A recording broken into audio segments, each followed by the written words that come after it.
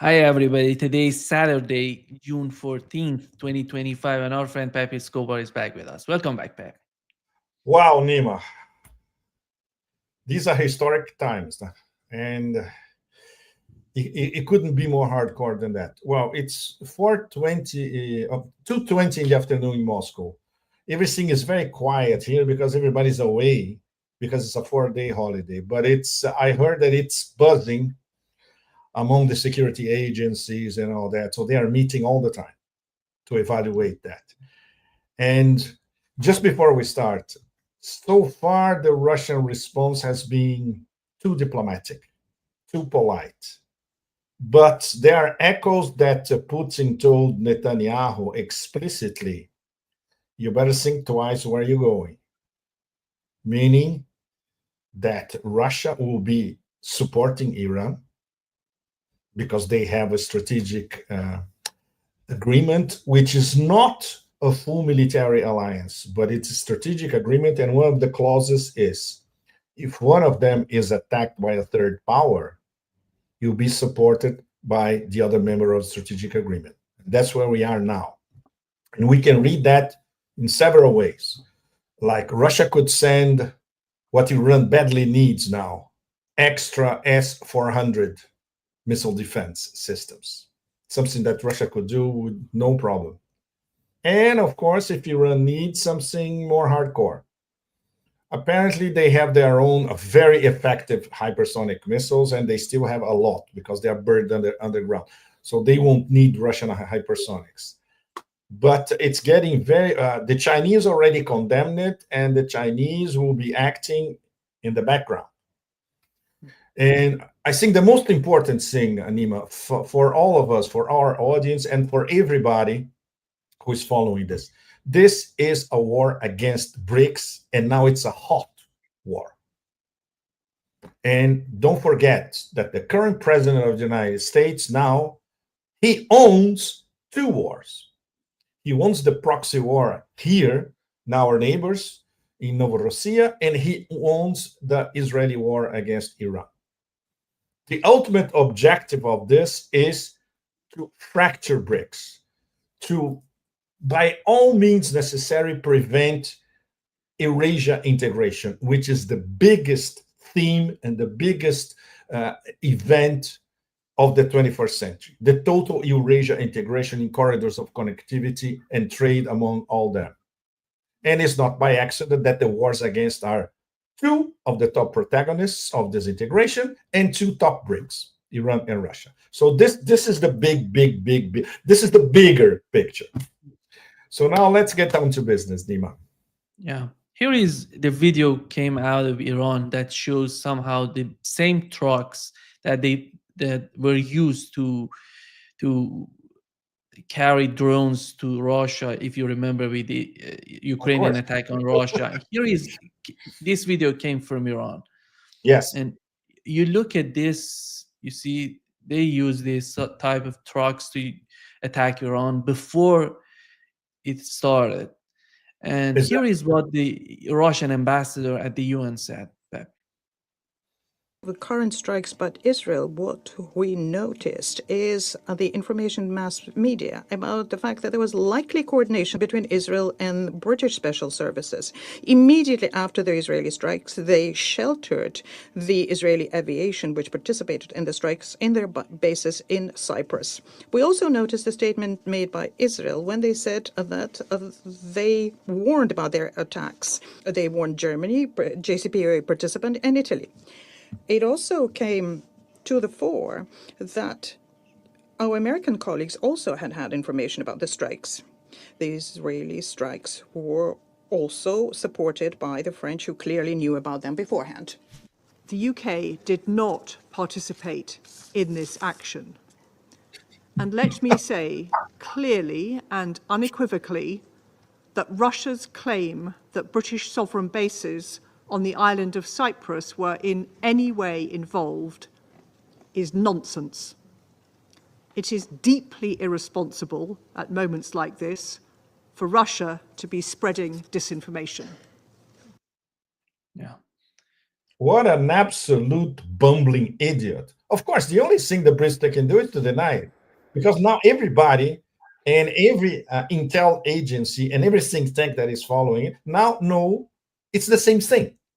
Exactly what MI6, in coordination with the SBU and with input from Mossad, which was used later this week. This is what they did with those trucks full of drones inserted into Russian territory, and the exact procedure was reproduced with trucks full of drones entering Iranian territory. So, even a 6-year-old can see that this is exactly the same thing. And the three main protagonists of this story: MI6, SBU, and Mossad. It's somehow amazing that as you've mentioned, Donald Trump, while he was negotiating, talking with Iranians, and somehow preparing Iranian for the talks on Sunday, and they went to this sort of attack, which they know what had happened between the United States and Yemen. They know what would be the reaction of Iran. I don't know, when you look at the mindset of these people who decided to go on Iran, to attack Iran, in your opinion, what it seems still they feel that they can change the regime in Iran, they can change the government, they can bring it down. It's somehow Absolutely. unbelievably out of sense, out of touch. Nobody can believe right now when I talk with Iranians in Iran, Yes. their unity is just increasing. People are getting more hate against the West and Israel, and these Israeli attacks are somehow unifying Iran and the people inside Iran. Unbelievable that I don't know if you saw the Mark Levin putting out that Of Starlink course, should be provided to Iranian people I to do put it in my revolution. I Telegram. don't know whatever that Elon Musk said.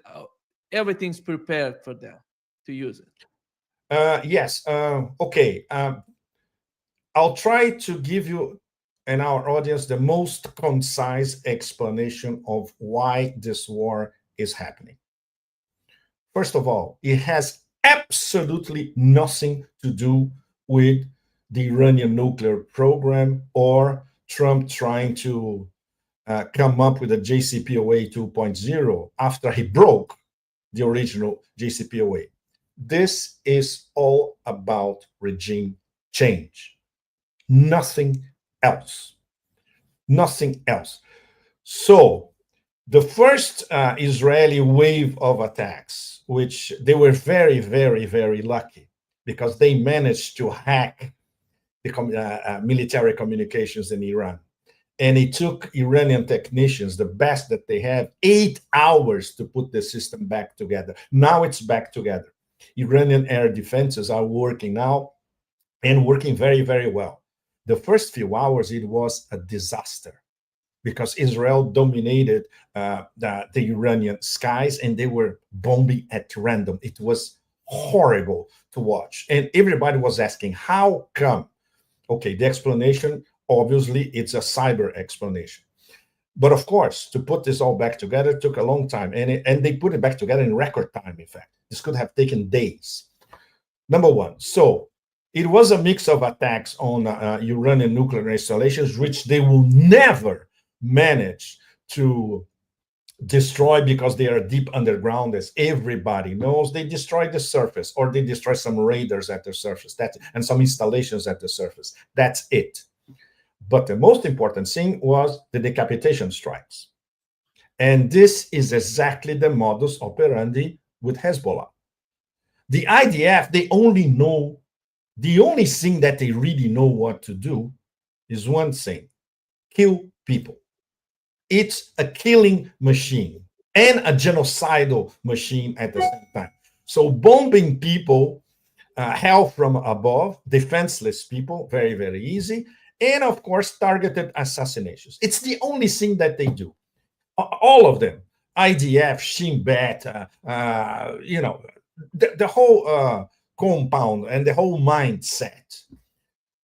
these imbeciles never understand that movements and strong sovereign nations, the people at the top, they can be replaced with people at the same level, and if not, even better, which is exactly what is going on through the high ranks of Hezbollah since the assassination of Sheikh Nasrallah. And it's already happening in Iran. Immediately, Ayatollah Khamenei appointed the substitutes of the leadership, the military dictatorship that was the military leadership that was assassinated, and of course Iranian scientists. But Iran has hundreds of highly qualified scientists, if not thousands. So the everything linked to the Iranian nuclear program will continue. It's not, and the installations, maybe they had what, 2-3% of trouble this past 48 hours. So they made a mix of decapitating very important characters in the military sphere and the scientific sphere, and these attacks on military installations and the whole nuclear infrastructure of Iran. So far, negligible damage. But the whole thing covers, masks what anybody who follows the neocons for the past in my case, more than 25 years. I was already following the neocons even before 9/11. I was following them since they came up with that clean break plan and their very close relationship with Netanyahu in the late 1990s. And after 9/11 was even worse, because all of us who were following the war on terror, we had to follow the famous neocon roadmap, 7 countries in 5 years. They managed to destroy between 5 and 6. And the jewel in the crown was always Iran. I'm sure you, Nima, remembers, and many of our audience remembers, by 2005, 2006, I was going to Iran every year at the time. And the blah, blah, blah from the neocon camp in the US was bomb, bomb, bomb, bomb Iran. You remember, this was 20 years ago. Of course, during the Obama administration, this thing was a little bit sidelined because the Obama regime decided to have some sort of accommodation with Iran, and that's where the JCPOA was planned, discussed, and finally finalized in Vienna 10 years ago, and then signed by the UN Security Council. But now, with the neocons back in power behind Trump, and they have a much stronger hand than Trump. And this has been proven for the past few weeks in detail, and especially for this past week. From now on, because Trump is a bumbling idiot, incapable of strategic thinking, and of course, incapable of fighting the deep state silos, nodes, and towers controlled by the neocons, which are still extremely powerful in the Beltway and financially via New York and the Atlanticist connection. So he's doing exactly what the American neocons want, which is exactly what genocidal Bibi Netanyahu wants. That famous war against Iran now fell on their lap. And they devised a plan, a ruse, unfortunately, the Iranians fell for it, Nima. And I'm sure a lot of soul searching has to go on in Tehran these next few days and weeks. How could we fall so blatantly into an American trap? Everybody from the beginning was thinking, this does not sound good. This does not look good. This sounds like a scheme. And in the end, it was a scheme organized directly by Netanyahu with all these immense, powerful backers of the Zionist lobby in Washington and around it, forcing the hand of Trump, and either forcing Trump's hand or getting Trump into their own bandwagon. So now we cannot trust anything that Trump said, that he wanted to really strike Trump 2.0 JCPOA 2.0 deal with Iran, and that absurdly incompetent post that he had today. Yes, I was telling them all the time, you have to do a deal now, otherwise you're going to be destroyed. Blah, blah. Nobody believes this shit. Because the plan from the beginning was to trap them and then create the conditions for the attack. Only a few days ago, Trump authorized sending 300 Hellfire missiles to Israel. And this was not this week, 3 or 4 days ago, it was days ago. So, so the whole, the king is naked and unmasked in the middle of his own circus. Now everybody knows that he knew from the beginning everything that was going to happen. He lured the Iranian leadership into a false sense of security, and unfortunately, they fell for it. No question. They were caught napping. Everybody, IRGC, Ministry of Foreign Relations, Araghchi, who was negotiating with Witkoff, etc. So I don't know if I talked about this with you, Nima, and with all of you, but last week, there was a major meeting in Wall Street. Over 1,200 people, millionaires, billionaires, multi-billionaires, everybody, of course, the usual suspects all there. And Witkoff was basically telling them, Iran cannot have enrichment, has to be zero enrichment. They cannot have a nuclear program. They cannot have a ballistic missile program. And they have to accept our deal. This is what he was basically saying to the room. A room full of power players. So it was all there. And it's such a pity. Okay, you can attribute to what? Lost in translation, cultural isolation, or not paying attention to signs coming from Washington. But Tehran, they should have been paying attention to all these details. And in the end, they were caught, like a deer in the headlights completely. The only auspicious sign in all this is that apparently they woke up in less than 24 hours after they put back together the military grid and their cyber informational military grid. And when they calculated the first stage of True Promise 3, which is now finally started, and now they're calculating the mid to long term, because this is going to be a long war and it's going to be horrible. There's no question about that. There's some undescribable infrahuman who poses as defense minister of the genocidals, saying that Tehran will burn if this continues. So this is basically, you can interpret it in many ways, including the worst possible way. So it's no wonder that now we have members of the Majlis, the Iranian parliament, say we need a nuclear bomb. Yes, you do. Yesterday, you need a nuclear bomb. There's no other language that these genocidal maniacs understand. The only language they understand is power. So now we have undescribable toxic settlers in Tel Aviv crying and whining and posing as victims because there were hypersonic missiles landing in the center of Tel Aviv, which is something that should have happened many years ago.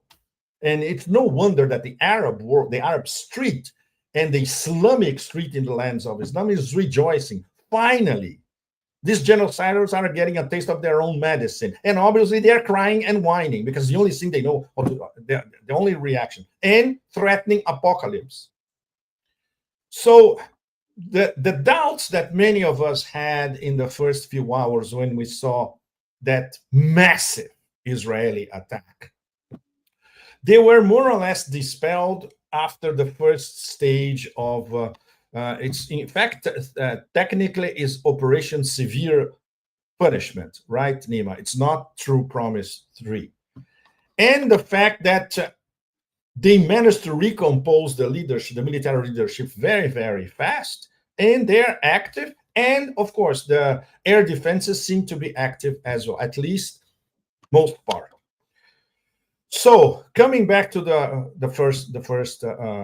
our first big point, it's a war of regime change, which has been specified in detail, including in the paper that everybody now is discovering, but it has been available for more than 50 years. It was published in 2009, the Brookings Institution report, which passed to Persia, which many of us have been analyzing for years. I started analyzing this in 2009 when I was with Asia Times.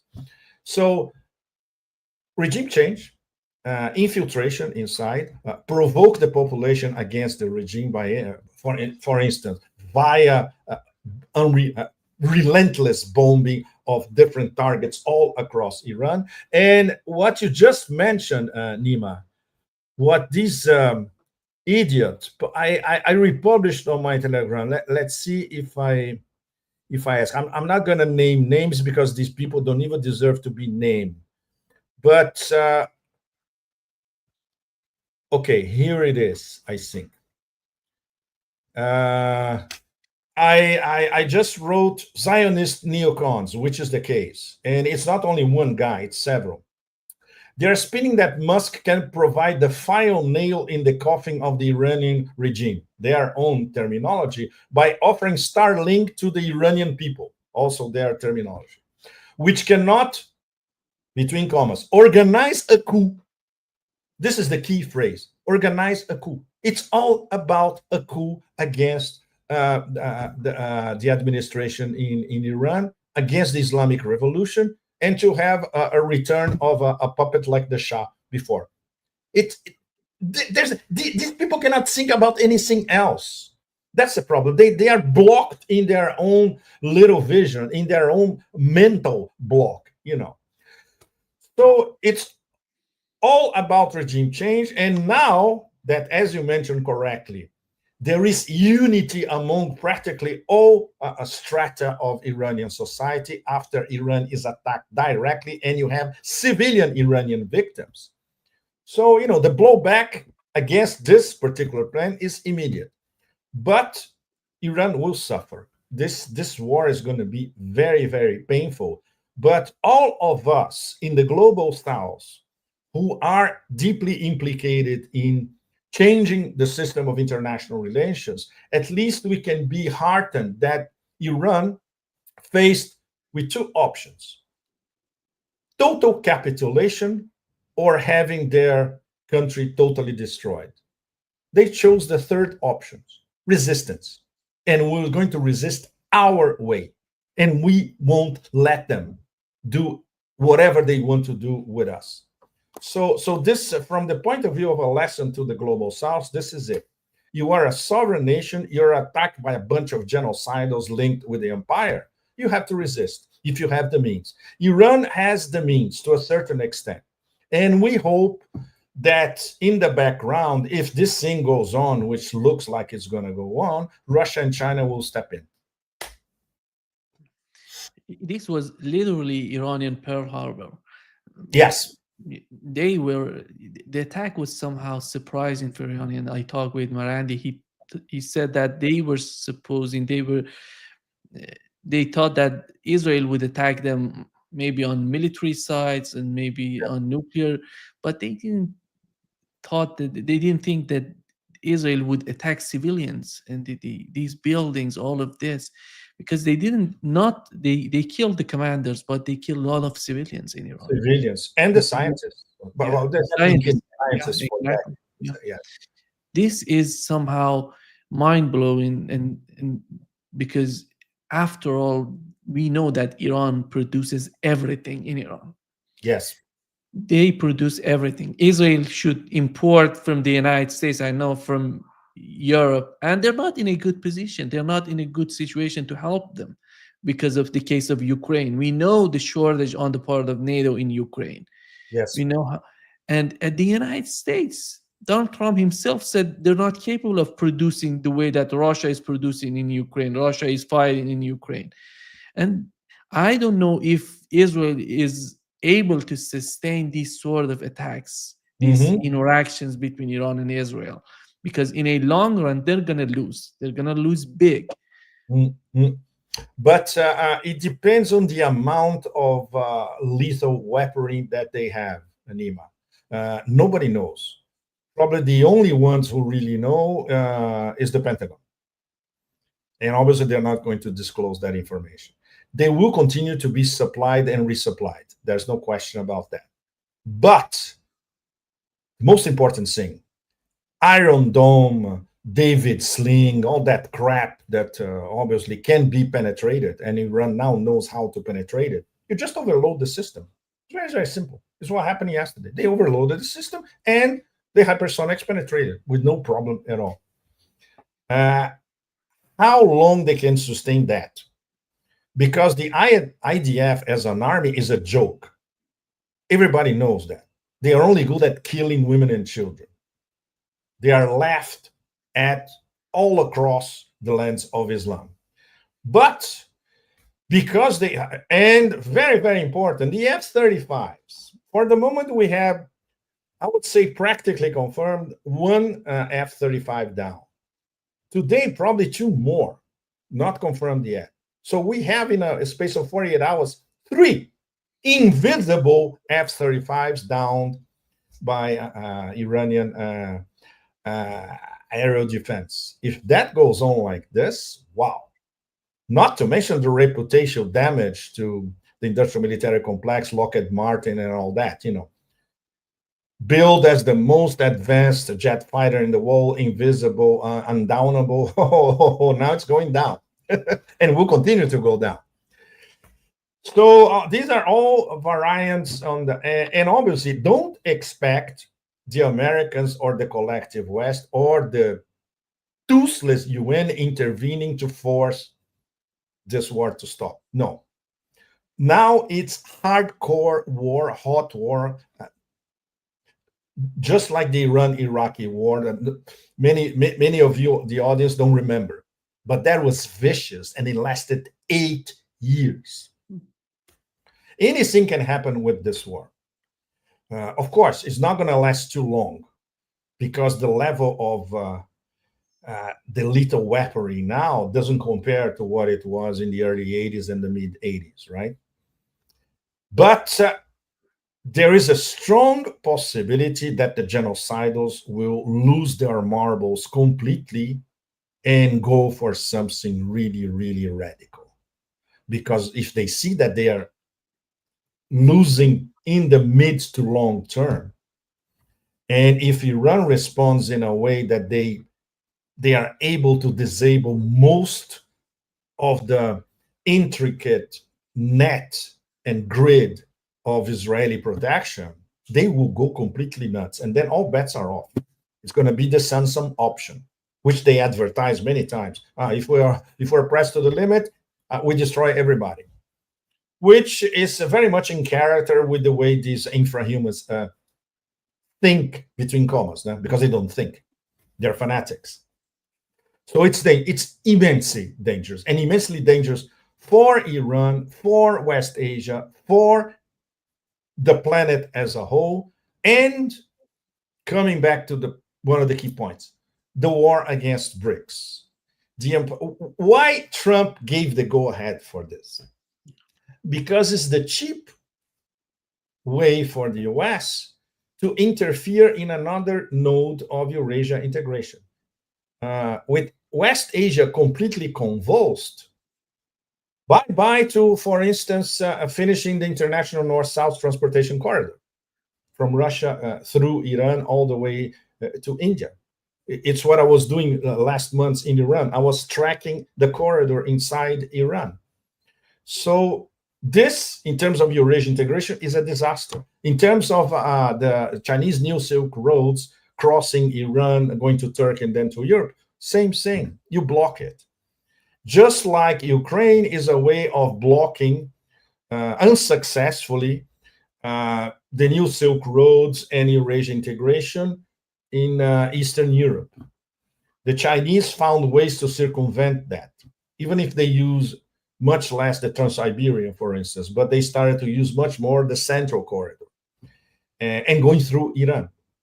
And there is now direct freight trains from China to Iran, from Xi'an, like the first one who arrived a few days ago, to Tehran, across Central Asia, and using the Central Asian countries to get to Iran. All that will be profoundly subverted, of course. And of course, the maritime Silk Roads. There is a lot of speculation, Nima. I'm sure you read that. I wonder how it would be the ideal way of organizing that. Iran blocking the Strait of Hormuz, and the Houthis and Sarala, the Yemeni armed forces, blocking the Bab al-Mandab. The Bab al-Mandab, for all practical purposes, is already blocked for hostile ships. What Iran could do in the Strait of Hormuz is a sort of selective blocking hostile ships. Very simple. Going to Israel, going to the US, leaving from the Persian Gulf to go to the West, you name it. And of course, the non-hostiles, which will include Russia and China and Africa, free passage. This is a way of doing it. If they manage to do that, it's already an enormous strike against the global economy, but the global economy linked to the West, because the West depends on the oil transiting the Strait of Hormuz. So Iran could absorb some of their losses, and they could try to compensate that by exporting more overland or having deals with Turkmenistan to export more gas via Turkmenistan. And the gas that they export to China goes through Turkmenistan anyway. The problem is the oil that they export to China and India from Iran. But if they can absorb those losses, this selective blocking of the Strait of Hormuz can destroy the Western economy completely. And it's not by accident that it's being considered. I'm sure they are debating now how we're going to implement that, a selective blockade. And with the Houthis in the Bab al-Mandab,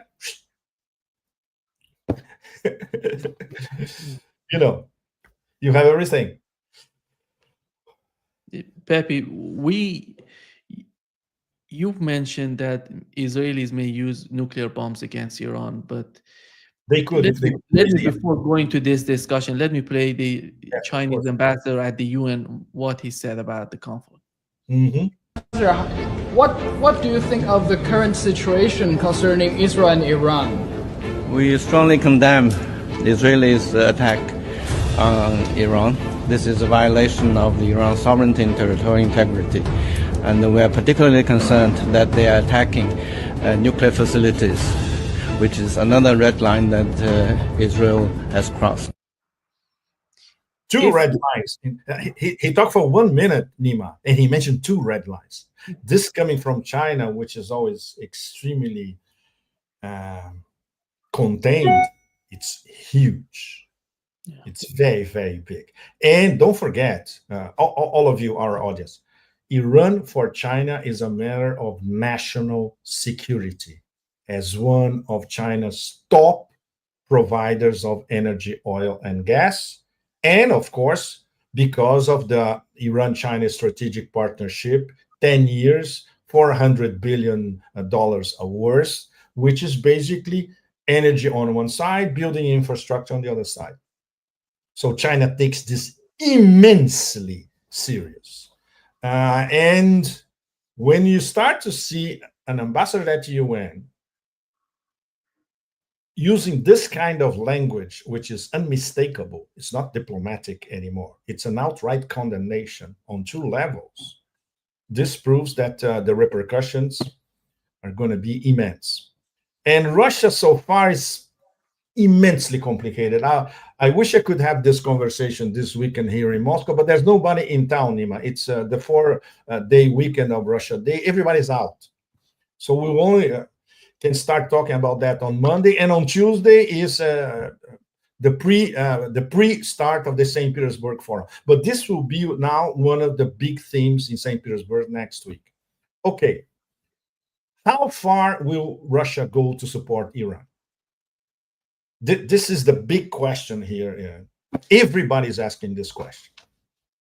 So let's see. And of course, we can hear from the mouth of the big bear directly next week, in less than 1 week, next Friday, because Putin is the superstar of the plenary session of the St. Petersburg Forum. We'll all be there like, okay, now we want to know where Russia stands vis-a-vis these two forever wars, which the Americans are directly implicated.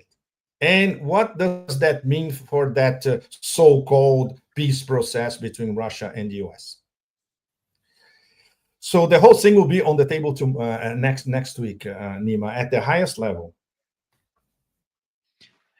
Pepe, right now in Iran, many people are arguing, putting pressure on the leadership in Iran to go after nuclear bombs because they feel Yes. that they cannot negotiate with the West. They cannot find a political solution with the West.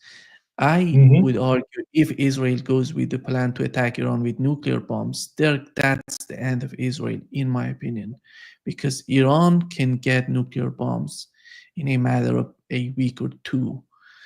And that would be Nima, sorry to interrupt you. You just said that Iran can get a nuclear weapon in 2 weeks. Yeah. Are you absolutely sure of your sources on that? Absolutely sure. This is something that Professor Marandi, we have already discussed this with Professor Marandi, and he said, yes, Iran can get a nuclear weapon like this. Yeah. They can get it in 2 weeks. If you know, American intelligence has to know that. Yeah. Yeah. And if they go in that direction, that would bring a large escalation, in a nuclear escalation, which we know, after all, nuclear weapons are not designed to fight. They're designed to intimidate. They're designed to, as a means of deterrence. But Israel is using as an offensive weapon against Iran if they go in that direction. Right. But after all, the wars are not decided by nuclear weapons, in my opinion, with what's going on. The war would continue in some sort of attrition war, some sort of war of attrition at what's going on in Ukraine. Then Israel has to decide if they're capable. They don't have it. They don't have it. They don't have the manpower. They don't have the resources without the United States. The United States is even, they have, the Biden administration just used everything in the United States in the war in Ukraine. Donald Trump knows this. That's why I think he's somehow not. Theoretically, we don't know if he knows that, Nima. I'm not even sure that he knows that his posture and the de facto green light for Israel to do this, he split his own base. Now we have the MAGAs, they are Zionists, and there's a huge wave of anti-Zionist MAGAs, and they are clashing directly. So Trump split what he may have had before, which is some sort of majority in the US. Now it's a minority.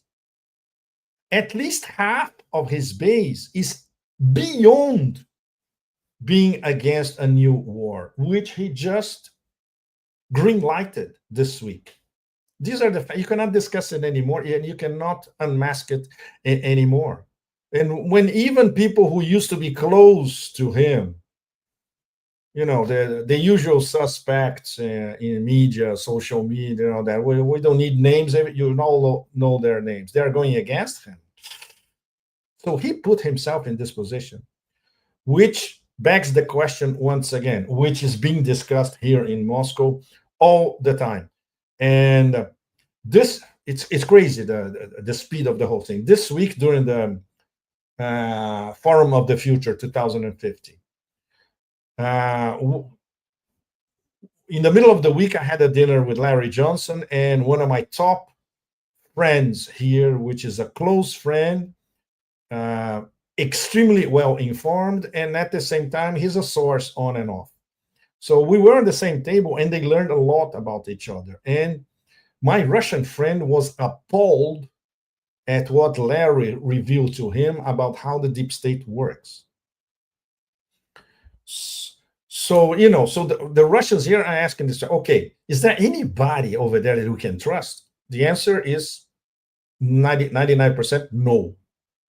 So this means they have to reorganize their expectations vis-a-vis this so-called process leading to a so-called ceasefire in Ukraine. This is bullshit. This may be exactly what happened in the US-Iran process. A smokescreen to lead Russia into a trap and then force Russia to sign a ceasefire against Russian interests. This is what most people around Trump really want. This is what the Ziocons want, what the Zionists, the CIA silos, towers, factions, etc. This is what all they want. Weaken Russia and force Russia into a ceasefire when Russia is winning on the battlefield. So the Russian leadership will not be foolish enough to behave like the Iranians in this case and fall for the trap. That's what everybody hopes, right? So now this rearranges the whole situation in the US-Russia camp as well. And it's an extra headache to President Putin and to the Security Council here. Okay, how we're going to manage the empire from now on, knowing that the ultimate target for them was always the same: to cripple us, to inflict damage on, to punish us. So I'm sure they're learning a lot of what happened this week vis-a-vis Iran.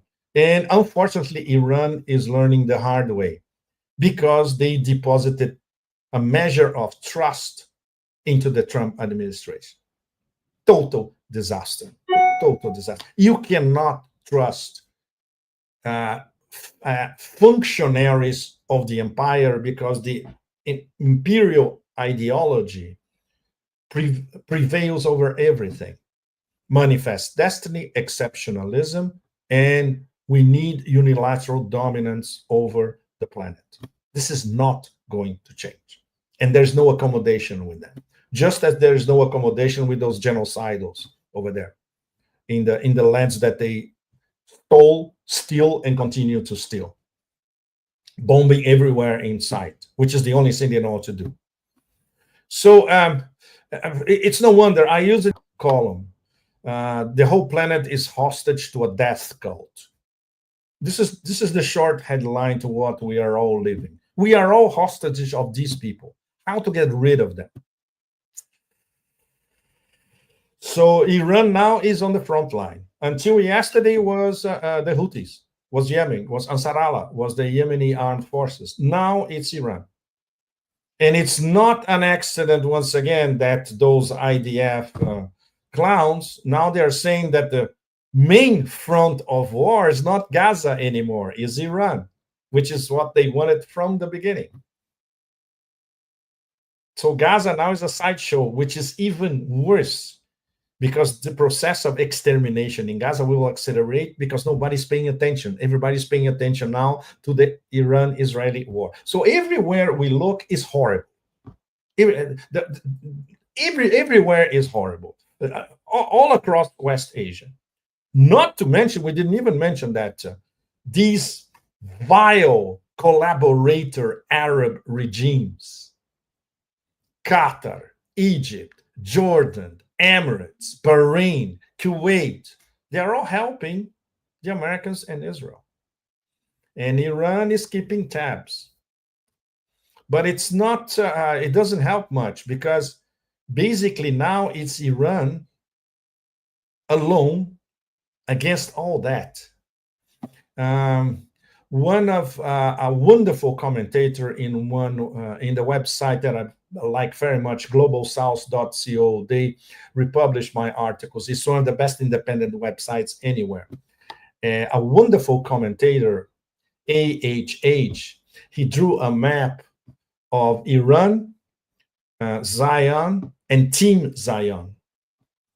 And all across Zion, Team Zion is huge.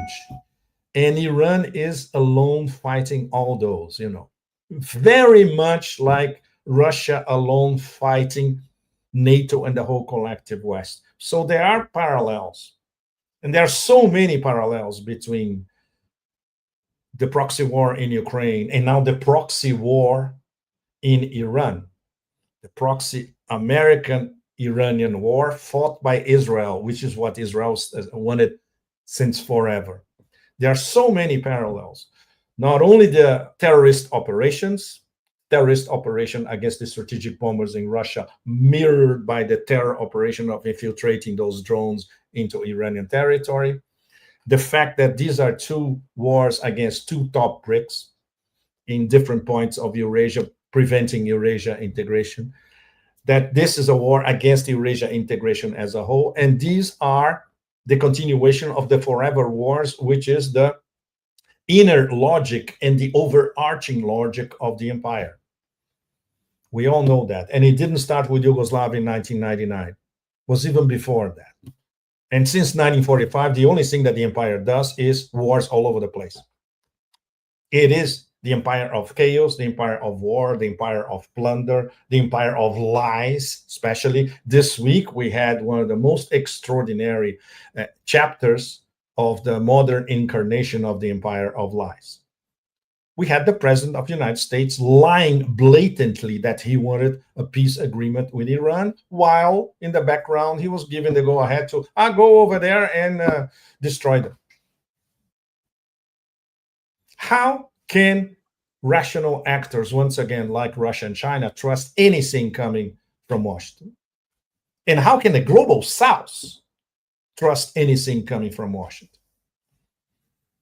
Meanwhile, Nima, it's terrible because we are in the middle of the volcano. Once again, all of us are in the eye of the volcano.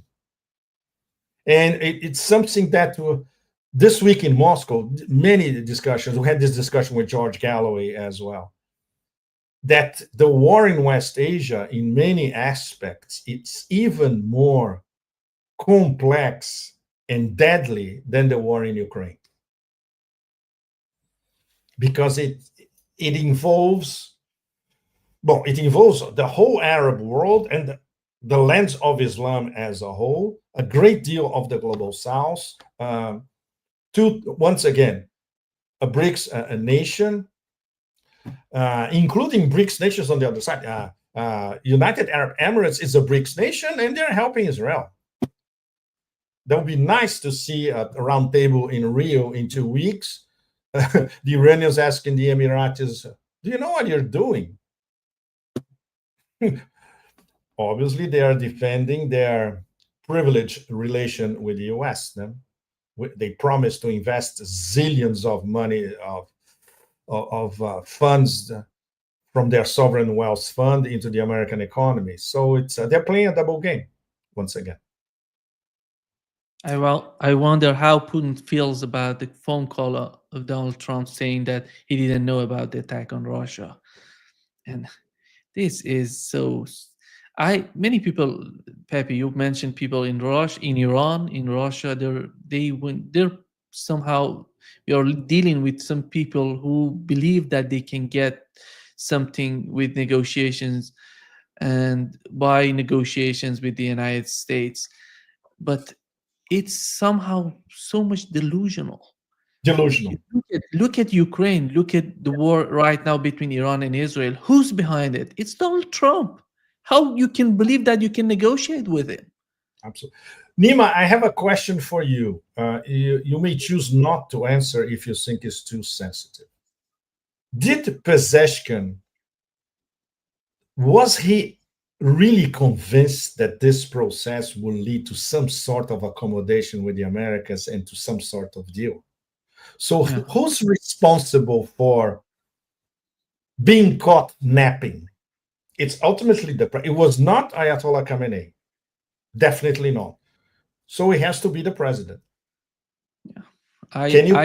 I really put the blame on the current government of Iran because they have changed the atmosphere in Iran. They were somehow, I'm talking about the delusional people. These are the delusional people who thought that they can get something with Donald Trump, who himself withdrew from JCPOA.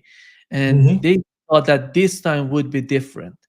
But Pezeshkian himself, I cannot, but there are people in the administration who push for this sort of If, idea mindset. if it's Yeah, outside. yeah. He's somehow more conservative, more cautious about these things. Pezeshkian. I know his history. I know because he was Mhm. for many years he was in the member of parliament. He was the minister of health in Iran. He has a long history in power in Iran. But the people who came to his administration were somehow delusional. Were Mm. somehow, I would argue, the people were close to the Zarif team, that Yes, they were somehow, this was problematic from the beginning. They thought that they can get something with the United States. That doesn't work. That doesn't. You don't have to go yes. in. Yeah, I see, Pepe. I literally see the same way that you mentioned. Russia and Iran are fighting Donald Trump. They're not fighting Israel or Ukraine. Right now, Donald Trump is the other side of the fight. And you have to be so much delusional that you can negotiate something with Donald Trump. He's trying to do everything to weaken you, to make you Yes, weak with the negotiation. Because he wants to put terms, he wants to force terms on you. absolutely. And it's even immaterial if this comes from his idea of strategic policy, but he's not a strategist, doesn't even read. How can you be a strategist if you don't read? Or he's being forced by those very powerful towers of the deep state to do what they want. It's probably option number two. He's powerless in the end. And obviously, he has to answer to his mega donors. And of course, the financial interests of the usual suspects, right? So it's terrible. We have another puppet. Well, everybody knows that American presidents don't control anything, but at least in the beginning, everybody was fooled into thinking that maybe now he learned a little bit from Trump 1.0 is going to be different. No, it's the same thing. The same thing. And even worse, because now he owns two wars. When he entered the White House, the number one promise is no more wars. And now he owns the two key forever wars going on. So now it's his problem. And obviously, he simply cannot solve it because he's being driven by these very powerful interests behind and by the industrial military complex, what our friend Ray McGovern called the Mitsimat. The total Mitsimat is anti-Russian and anti-Iranian and anti-China, anti these three strategic threats. Everybody, industrial military complex, Congress, Senate, Congress, Capitol Hill, everything, media, academia, think tanks, security agencies, intel agencies, everything. They are fundamentally anti-BRICS, anti-global South as a whole, anti most of the planet, and especially anti-Russia, China, and Iran. So none of that is going to change. I think by now China should know that the next target are them. They have to be prepared. Yes, I was excellent. Very good point, Nima. I was reading that in Chinese media. And you have some very good academics already saying that, look, China, look, President Xi, look, Politburo, pay attention because you are next. And no question about that. And there's even, okay, in China, you know that social media in China is gigantic. It's hundreds of millions of people. There's a lot of talk of, okay, we should get Taiwan now before it's too late. It's not exactly what President Xi wants to do, especially by force. But whatever happens next in these two forever wars, the Chinese know that the third forever war will be against them, and Taiwan will be used against them. Well, they already know that, but they were calculating that this could be managed over the next 2 decades or so.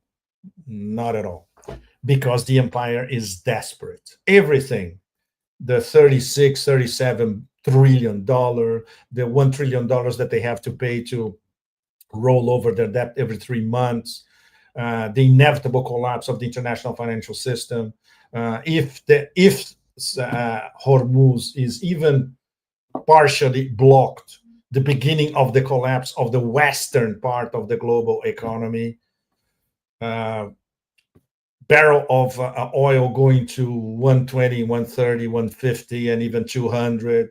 They all know that. And by the way, this past 2 days, guess what's happening in Sweden? The Bilderberg Club. Do you know who's in the same room among others? The Norwegian idiot, Stoltenberg, former NATO.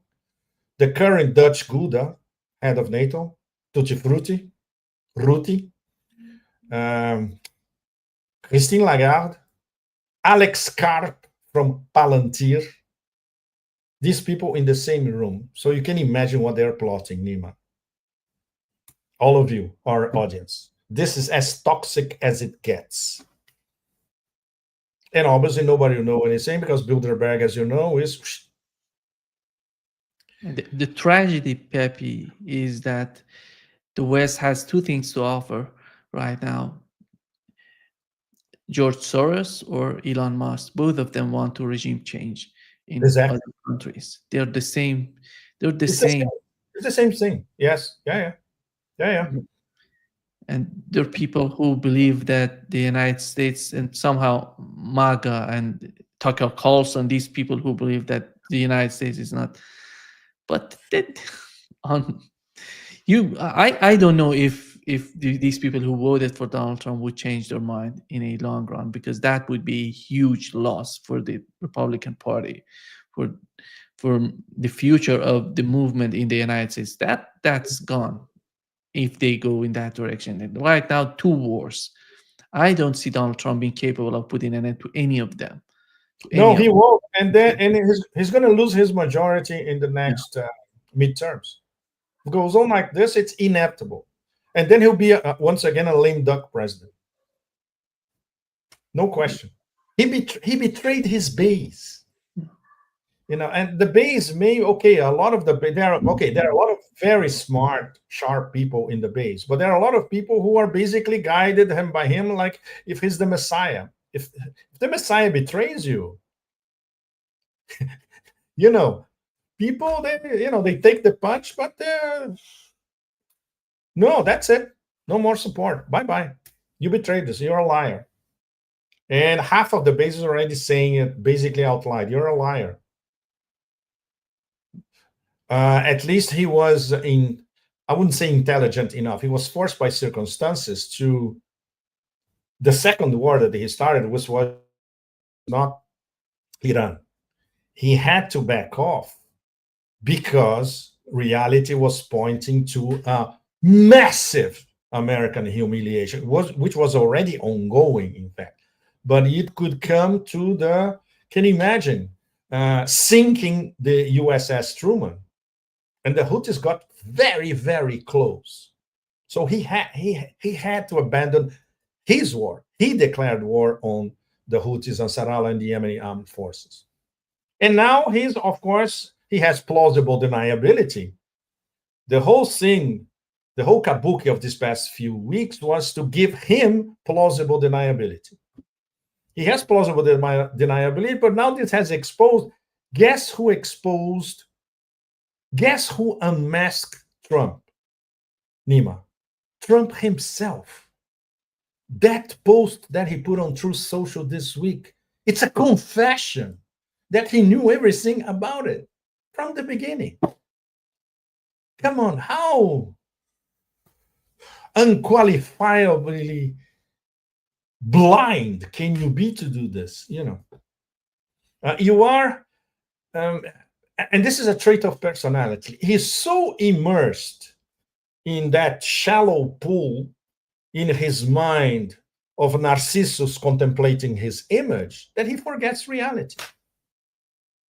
If he thought for 1 minute before posting this thing, well, he will never do it. But now it's there on the record coming from him and implicates him directly in everything that is going on. That is mind-blowing, really. Thank you so much, Pepe. Thank you, Nima. Muito prazer. Thanks all of you. Obrigado a vocês todos. Nima's global audience, and these are Temos very- mais de 16 mil pessoas, quase 17 mil pessoas super assistindo legal. a gente. Thank you so much, guys. And look, I cannot emphasize enough how serious the situation is now. We are on the brink of something that could be horrible beyond any qualification. So stay strong, all of you. And I hope humanity goes through this. But it seems that we are now, all of us collectively, facing, I would say, a transcendental, a real existential threat. Any philosophical strand you can. How this out of control death cult can be at least minimized or isolated. That's where we are. And at the front lines of the war against the cult now is Iran. So Iran deserves all our support. Thank you. Thank you, Pepe. Thank you. See you soon.